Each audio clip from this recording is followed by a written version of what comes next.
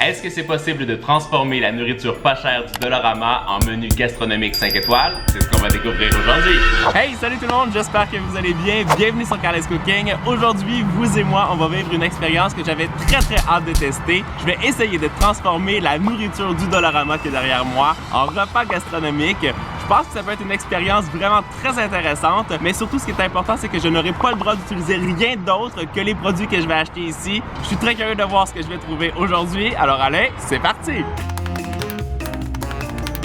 La première chose que je vais récupérer, c'est tous les condiments parce qu'il me faut du sel, du poivre, un peu d'huile, des trucs de base. Poivre, du sel, il y a même de l'ail, ça c'est pas mal, et du jus de citron. Là, il y a seulement du bouillon de poulet et moi, je suis végétarien, donc je peux pas l'utiliser. J'aurais bien aimé faire un genre de risotto, alors j'ai peut-être une idée. Je vais prendre des ramen et je vais utiliser les petits sachets pour faire le bouillon. Inventif. Regarde ça, des nouilles aux betteraves et aussi des nouilles aux épinards, j'ai jamais vu ça. On pourrait faire un Kala Challenge ici. Peut-être pour une autre vidéo. Est-ce que tu trouves tout ce que tu veux? Je suis en train de réfléchir à ce que je peux faire en fait. Oh, regarde, il y a déjà un teriyaki premium. Non, merci. Ça fait 5 étoiles, non? Non. Bon, maintenant la dernière étape, c'est penser au dessert et c'est assez compliqué parce que ici, il n'y a pas d'œuf, il n'y a pas de lait, mais j'ai peut-être trouvé une solution. On va récupérer un petit gâteau blanc comme ça et j'ai vu sur internet un food hack qui semble-t-il fonctionne vraiment très bien, alors on va l'essayer à la maison. Ah, regardez, de l'orange croche, c'est ça qu'on a besoin. Regardez ce que j'ai trouvé. Même le petit moule pour faire le gâteau. Génial. Maintenant, il faut cuisiner, hein? Il faut surtout payer avant pour voir combien ça coûte. J'ai tout fait mes courses, j'ai tout ce qu'il faut pour cuisiner. Vous pensez que ça a coûté combien? Roulement de tambour. 47 $ pour cuisiner un repas 5 étoiles. 5 étoiles, c'est un grand mot, hein? On va voir ce qu'on va réussir à faire. On en reparlera à la fin de la vidéo. Moi, je dirais plutôt un menu Michelin gastronomique. Exact. On vient d'arriver à la maison et je vais tout de suite attaquer le dessert parce que c'est ça qui va prendre un peu plus de temps et on va utiliser notre petit mix à gâteau Betty Crocker et de l'orange croche. Croyez-le ou non, il paraît que c'est possible de remplacer les œufs et l'huile végétale dans les cake mix avec de la boisson gazeuse ou du soda. Alors moi j'ai décidé de faire une combinaison qui serait un peu comme un creamsicle, vanille et orange. Et on va voir si ça fonctionne. Mais c'est bizarre que le crush remplace les œufs, non? Je sais, ça me paraît très bizarre aussi, mais en principe ça fonctionne.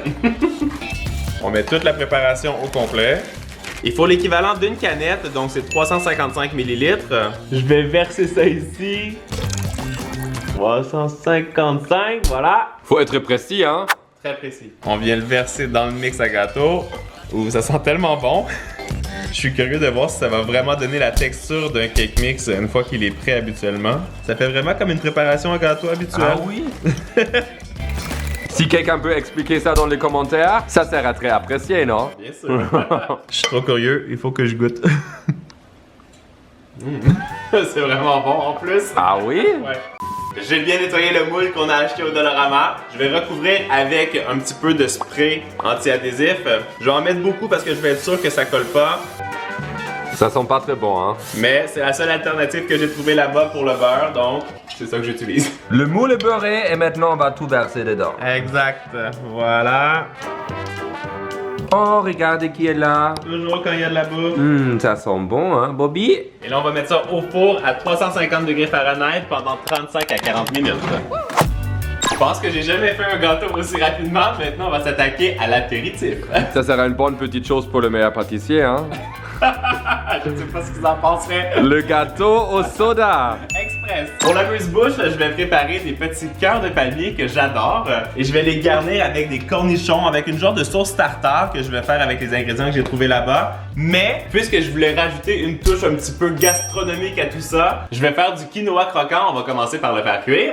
On le verse dans l'eau bouillante pendant 15 minutes. On va ouvrir la canne de conserve. On va venir détailler un petit peu la forme des cœurs de palmier. Je vais venir couper seulement le dessus parce que je veux garder tout le centre vide.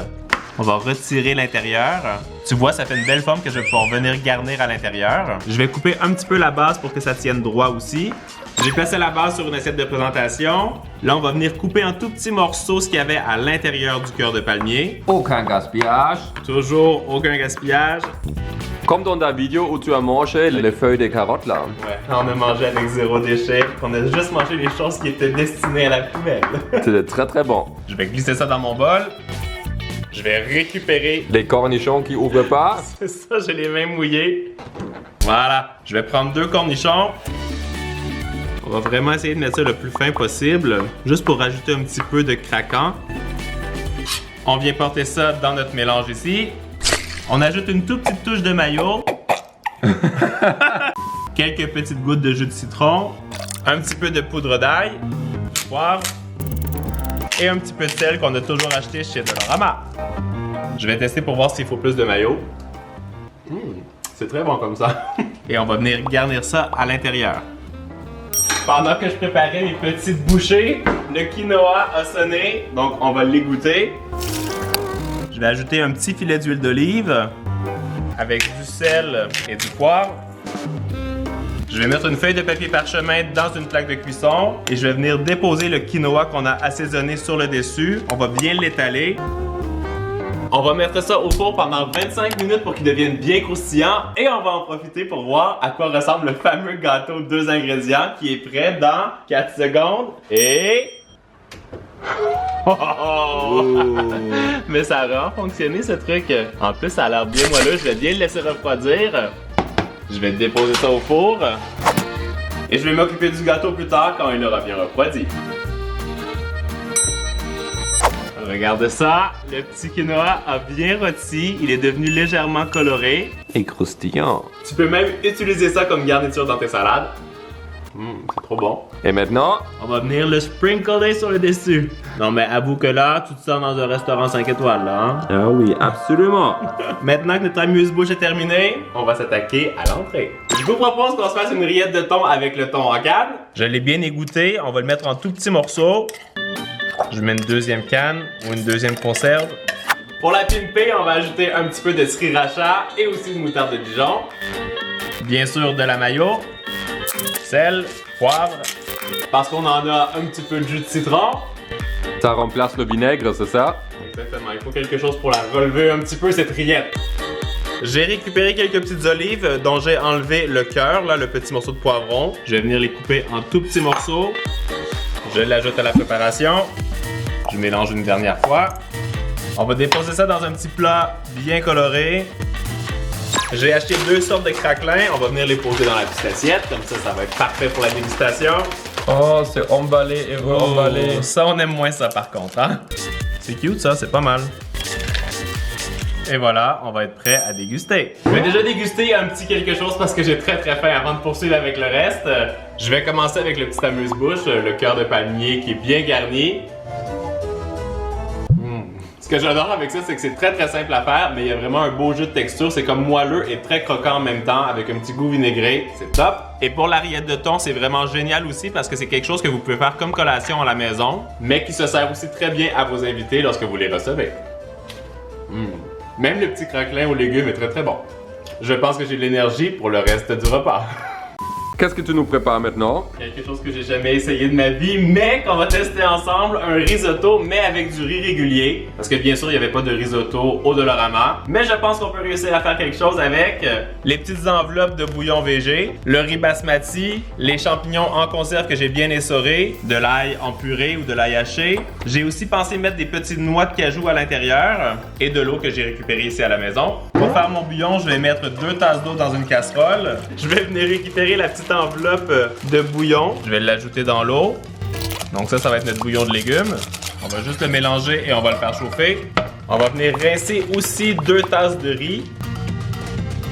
On va venir couper les champignons en 2. Je vais mettre un filet d'huile dans la poêle. Je vais ajouter l'ail haché, les champignons. Et on va les laisser cuire un petit peu pour les faire colorer pour leur donner un peu plus de saveur. Juste comme ça, c'est une bonne façon de pimper les champignons qui sont en conserve. Après quelques minutes, quand les champignons sont bien colorés comme ça, on ajoute le riz, on mélange comme il faut, et on va ajouter notre bouillon de légumes tranquillement en plusieurs fois. Et on va cuire doucement comme pour un vrai risotto. Là, c'est important, quand vous voyez que tout le bouillon a été absorbé, c'est à ce moment qu'on peut en rajouter une deuxième fois.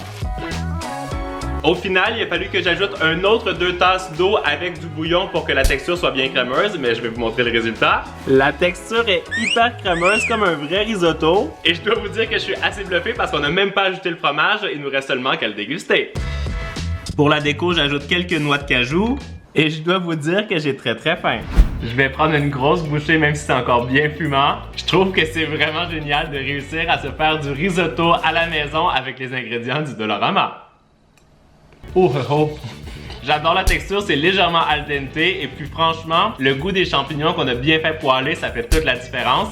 Essayez ça à la maison. Moi, je vais continuer de manger mon petit risotto et on se retrouve tout de suite pour attaquer la décoration du dessert. Alors la partie que j'ai attendue depuis le début de cette journée, démouler le gâteau pour voir si ça a vraiment fonctionné.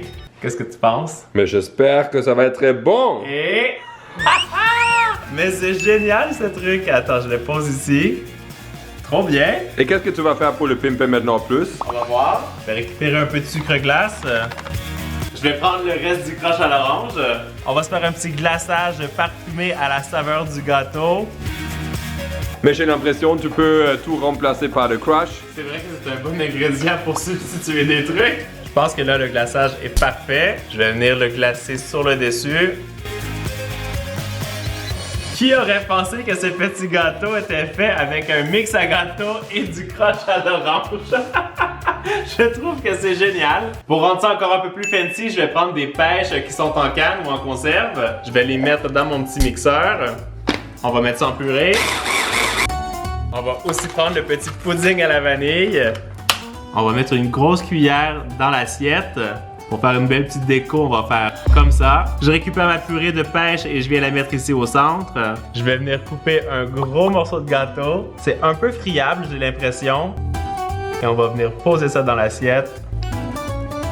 Ça a l'air très appétissant. Alors avec 47 $, on a réussi à se faire un repas gastronomique, vraiment facile à faire à la maison. Tout ça avec des produits du Dollarama. Je vais quand même goûter ce gâteau parce que je suis très curieux de voir quelle est la saveur. Je vais prendre tous les ingrédients et... C'est dingue ce truc, il faut absolument que vous essayiez ça à la maison. Moi j'espère que vous avez aimé la vidéo. Dites-moi en commentaire si vous aimeriez une partie 2. Nous on se voit la semaine prochaine et en attendant, vous le savez, vous êtes les meilleurs. Ciao ciao! Est-ce que tu veux un peu de gâteau? Non, je vais goûter le risotto. C'est délicieux. Fantastique.